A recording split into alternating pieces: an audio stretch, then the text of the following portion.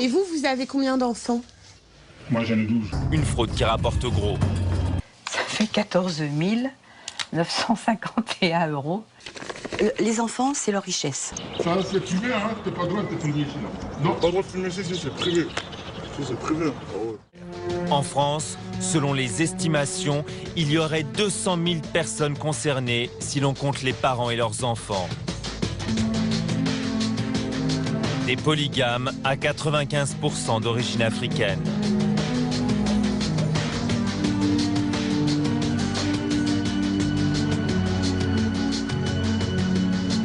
La polygamie est proscrite en France. Une interdiction réaffirmée dans les lois sur l'immigration de 1993 et de 2004. Tout étranger muni d'un titre de séjour de plus de 10 ans doit renoncer à la polygamie pour rester en situation régulière. Mais ces lois sont-elles vraiment respectées? Pour le savoir, nous nous rendons en banlieue parisienne où résiderait la majorité des familles polygames. Emerinville, une commune de 8000 habitants à 10 km de Paris. Depuis quelques années, le maire UMP Alain Kellior est confronté au problème. Il nous emmène au Clos d'Emery, un quartier où 90% des familles sont polygames. Cela concerne 4 rues, au total 500 habitants.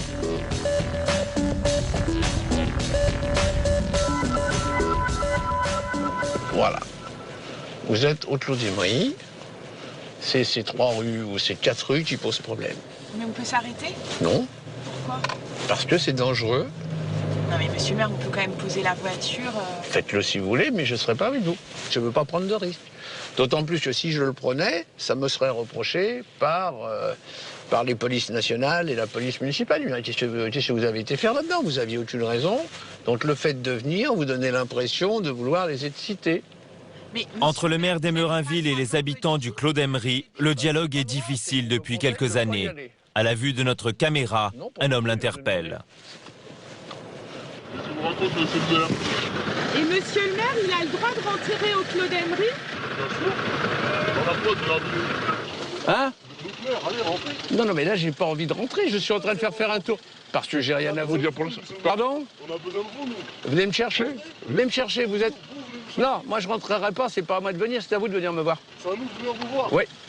Ah ouais? Oui. C'est vous, monsieur le maire, qui parlez comme ça? Oui. C'est à nous de venir vous voir? Oui. Le maire persiste et signe. Après s'être fait insulter, malmené il y a 2 ans, il s'est promis de ne plus remettre les pieds dans le quartier.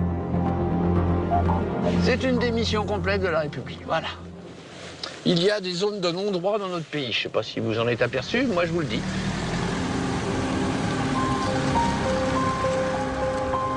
Chômage, précarité. Ici, comme dans de nombreux quartiers sensibles de la région parisienne, le climat est tendu. Le maire et les habitants du Clos d'Emery se renvoient chacun la responsabilité de cette situation. 1 heure après le passage du maire, nous retournons seuls au Clos d'Emery. Les caméras ne sont pas les bienvenues.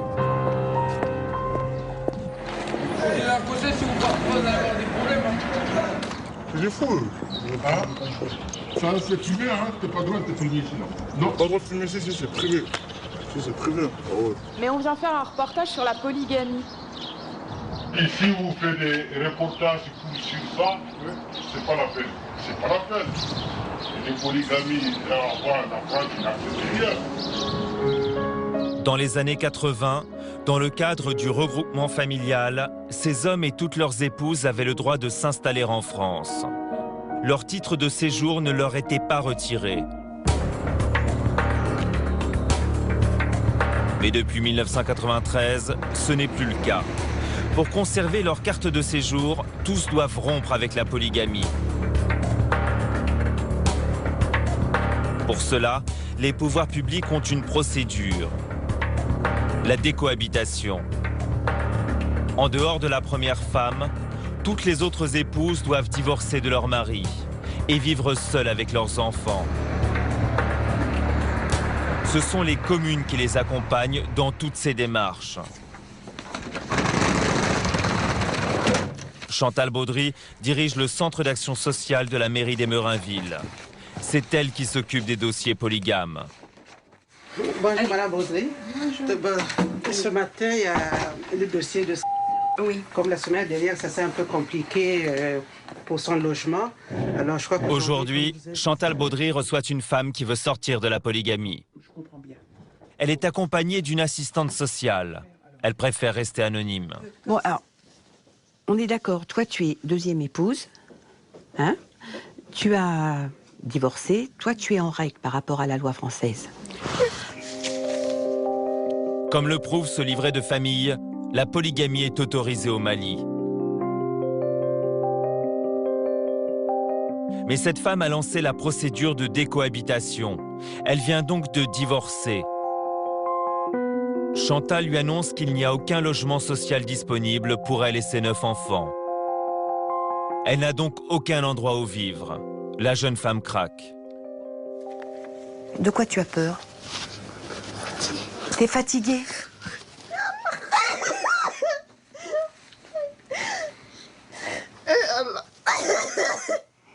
Oui. Tu es fatiguée par rapport aux démarches pour le logement? Tu veux partir? Pourquoi tu as envie de partir? Je veux partir seulement, je suis tranquille. Pour être tranquille? Tu veux plus de la polygamie? T'as plus envie de vivre avec une autre épouse? Ça, c'est dur, hein? Ça, c'est le plus dur, je crois. D'accord, je comprends bien. Si cette femme refuse aujourd'hui la polygamie, c'est parce qu'elle est flouée par la première épouse de son mari. Depuis 1 an, celle-ci empoche toutes les allocations du foyer polygame, une fraude qui rapporte gros. Bon courage. Ça veut dire bon courage, hein? À bientôt. Hein? C'est au départ de la femme que Chantal découvre l'ampleur de la fraude. La preuve, ce justificatif des allocations familiales. Actuellement, elle perçoit 1 495,19 €. Donc, elle a perçu ça pendant, on va dire, 10 mois. Ça fait 14 951,90 €. Ça veut dire quoi? C'est que intentionnellement, la première épouse, elle voulait barboter l'argent de la seconde? Bah, tant que ça marche. D'après Chantal Baudry, la première épouse de cette famille s'offre tous les ans de grandes vacances au Mali avec l'argent des allocations. Tandis qu'en France, la seconde épouse est au service de son mari, devenant presque son esclave. Souvent, ce sont les hommes qui s'approprient les allocations sans en faire bénéficier leur famille. Voilà à quoi ça sert aussi, les allocations familiales. Dans cette enveloppe, des tickets de tiercé. C'est quoi? On joue. Ça vous énerve, ça? Oui. Pourquoi? Bah, vous voyez des enfants, comment ils vont à l'école, ils sont mal habillés, ils ont presque rien, ils vont en tongs en plein hiver. Le monsieur ne donne rien, mais tous ils font ça, hein, tous.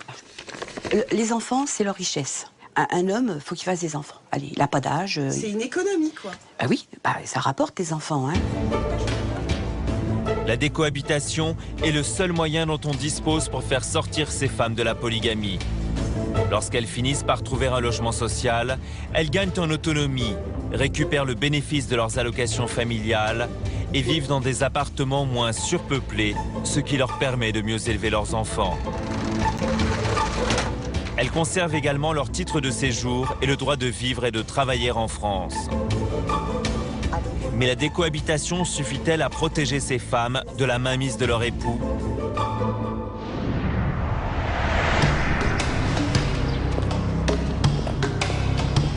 Nous retournons au Clos d'Emery. Cette fois, en caméra cachée, pour rencontrer des familles qui sont en train de sortir de la polygamie. Si vous avez 1 minute à nous accorder. Difficile d'approcher les habitants. Il y a tellement de problèmes ici que les gens ils se braquent, ils n'ont plus envie de parler, ils n'ont plus confiance aux gens et puis voilà. Finalement, un homme veut bien nous expliquer sa situation familiale. Il est polygame. Ses 2 épouses sont avec lui dans ce salon. Merci. Et vous, vous avez combien d'enfants? Moi, j'en ai 12. 12 enfants, avec 2 épouses. D'accord. La 2e épouse est en train de quitter le foyer. Elle est en attente de logement. Mais son mari est-il prêt pour autant à renoncer à la polygamie? Mais là, il est en train de chercher, là, déjà. S'il trouve un logement, il va sortir ici. Mais si elle trouve un logement, vous allez arrêter d'être polygame? Ou s'il n'a pas le même appartement. Tu fais des jours là-bas, tu fais des jours ici. C'est ça. Oui, c'est comme ça. Même au pays, ils font ça. C'est comme un maîtresse. C'est ça. Mais oui. Vous divorcez, soi-disant, mais en même temps, bon, vous restez ensemble, quoi. Voilà. Malgré la décohabitation, dans la plupart des cas, les hommes conservent la mainmise sur leurs épouses. D'après notre enquête, 8 femmes de polygames sur 10 continueraient d'avoir des relations avec leur mari après avoir quitté leur foyer.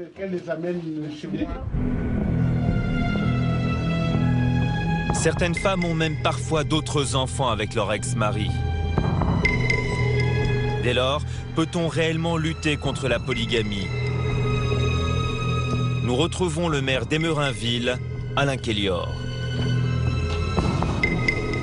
Monsieur le maire, quand on voit au Claude Emery des gens qui font semblant de sortir de la polygamie, c'est un échec quand même de votre politique. La mienne? Je ne sais pas si c'est bien la mienne. Moi, j'ai trouvé comme solution au Claude Emery la décohabitation. Alors là-dedans, vous aurez toujours des fausses cohabitations, des cohabitations, des vraies décohabitations. Des gens qui seront heureux de décohabiter et d'autres qui le feront uniquement pour obtenir leur papier. Mais la décohabitation, monsieur le maire, oui, n'est pas une interdiction ou une voie vers l'interdiction de la polygamie réellement. C'était comme ça que c'était. Ah, si c'est une voie pour l'interdiction de la polygamie, je vais vous dire tout de suite, non. Seulement la polygamie se transforme en amant-amante, maîtresse, amant. Alors effectivement, c'est vrai que pour eux, ils sont toujours mariés. C'est une évidence. Un aveu d'impuissance pour Alain Kellior. La loi contre la polygamie semble difficile à appliquer en France. Nous poursuivons notre enquête à Montfermeil, en Seine-Saint-Denis. C'est dans cette tristement célèbre cité des Bosquets que se sont longtemps concentrées les familles polygames. Le phénomène concernait 600 personnes en 1995, 200 aujourd'hui. Malgré cette baisse, la polygamie et ses conséquences, notamment sur l'éducation et la santé des enfants, restent l'une des principales préoccupations du maire de Montfermeil, Xavier Lemoine.